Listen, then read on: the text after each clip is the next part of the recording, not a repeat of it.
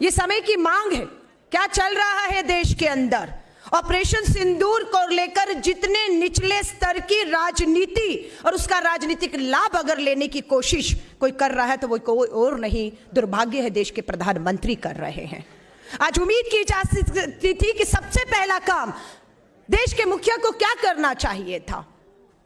आज जो शहीद हुए हैं उनके परिवार शहीद का दर्जा मांग रहे हैं, उन्हें शहीद का दर्जा देना चाहिए था। उनके परिवारों के जख्मों पे मलहम लगाने का काम करना चाहिए था। यह काम नहीं कर रहे देश के प्रधानमंत्री, और ये काम कर रहे हैं विपक्ष नेता सांसद राहुल गांधी जी।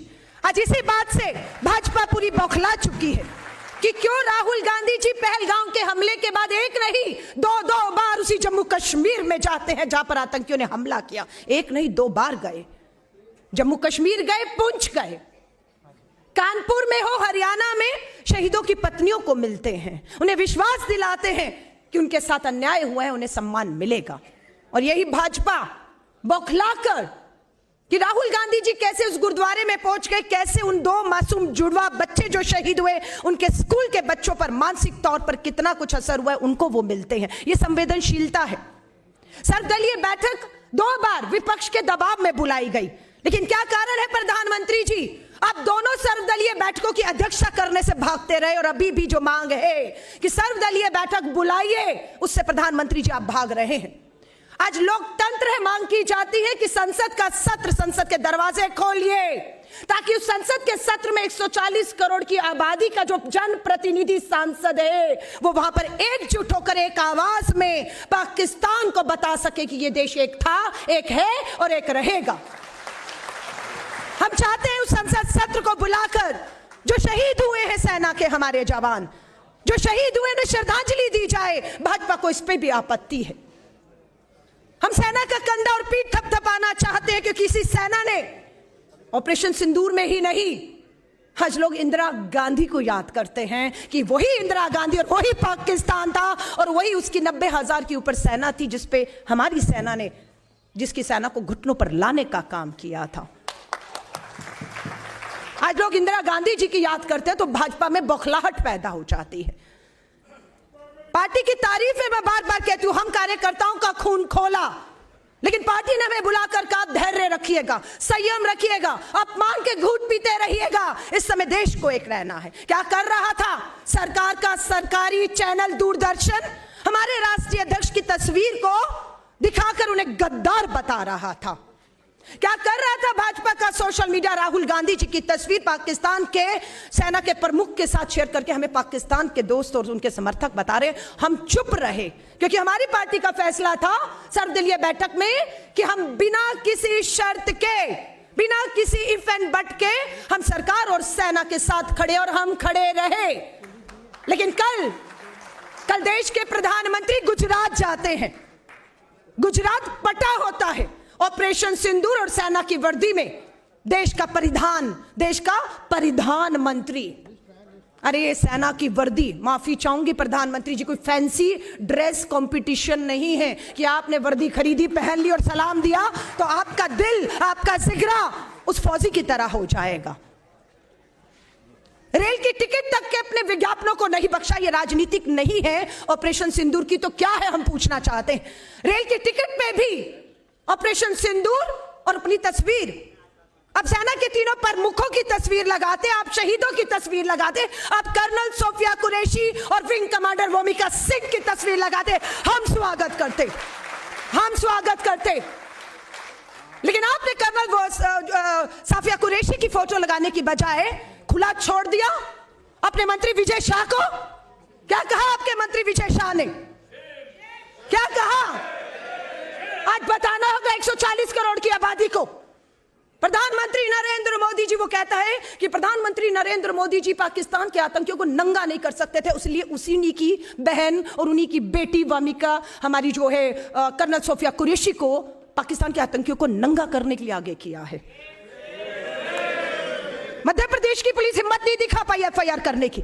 धन्यवाद करते हैं मध्य प्रदेश हाई कोर्ट और सुप्रीम कोर्ट का, एसआईटी बिठाई, कल फैसला आएगा और देखते हैं कि कैसे वो अपने मंत्री पद से नहीं हटता है, देखेंगे हम लोग।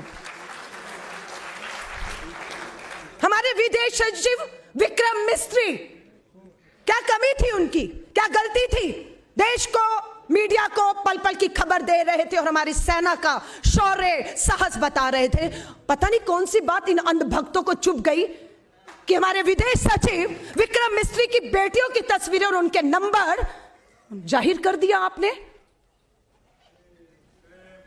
हरियाणा के शहीद विनय नरवाल की पत्नी हिमांशी ने इतना ही तो कहा था कि उन पाकिस्तानियों ने सोची समझी साजिश के तहत धर्म पूछ के गोली मारी है, हिंदू मुस्लिम करना चाहते हैं, तुम मत करना, यही तो कहा था। कितना अपमानित किया सोशल मीडिया पर, उसको कितना ट्रोल किया आपने। कोई कार्रवाई हुई? राष्ट्रीय महिला आयोग हरियाणा का देश का सो रहा है, ना विजय शाह पर जागड़ा।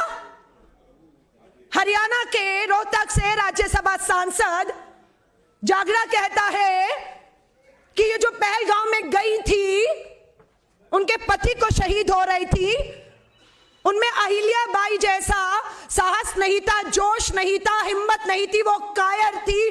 पाकिस्तानी आतंकियों के सामने, AK-47 के सामने हाथ जोड़कर गिड़गिड़ा रही थी। शहीद की पत्नियों का अपमान करता है आपका सांसद जागड़ा, और प्रधानमंत्री मोदी जी आपके मुंह से उफ तक नहीं निकलती, कार्रवाई नहीं करते आप, अपमान कर रहे हैं आप बार बार।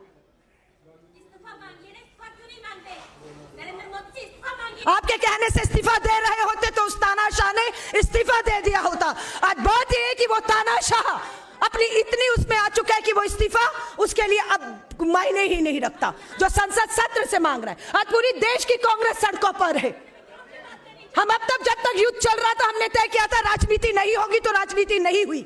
लेकिन आज जब सीज फायर का आदेश देश पूछना चाहता है कि बताइए, अमेरिका के दबाव में, डोनाल्ड ट्रंप के दबाव में, ट्रेड की धमकी के नीचे झुककर अब आपने सीज फायर किया है या अपनी शर्तों पर किया, आज पूछना चाहता है देश।